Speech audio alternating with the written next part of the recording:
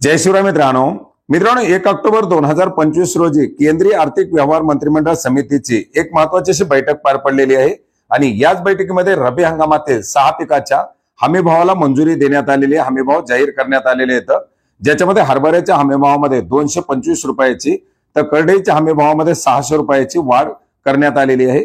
मित्रांनो, यापूर्वीच खरीप हंगाम 2025-26 करता हमीभाव जाहीर करण्यात आले होते आणि आता केंद्र शासनाच्या माध्यमातून 2026च्या रब्बी हंगामासाठी हे हमीभाव जाहीर करण्यात आलेले आहेत, ज्याच्यामध्ये हरभऱ्याच्या हमीभावामध्ये प्रति क्विंटल 225 रुपयाची वाढ करण्यात आलेली आहे। गव्हाच्या हमीभावामध्ये 160 रुपये, मसूरच्या हमीभावात 300 रुपये तर करडईच्या हमीभावामध्ये 600 रुपयाची वाढ करण्यात आलेली आहे।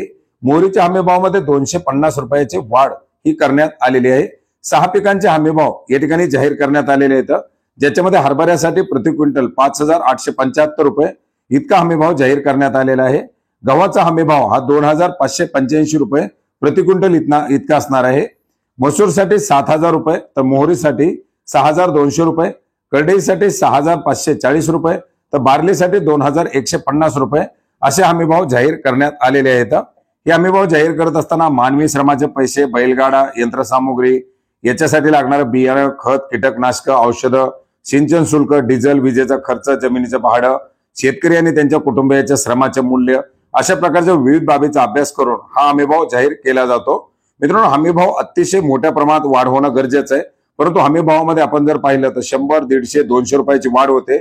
साहजिकच याच्यामध्ये शेतकऱ्यांच्या माध्यमातून या हमीभावामध्ये मोठ्या प्रमाणात वाढ करण्याची मागणी केली जात आहे।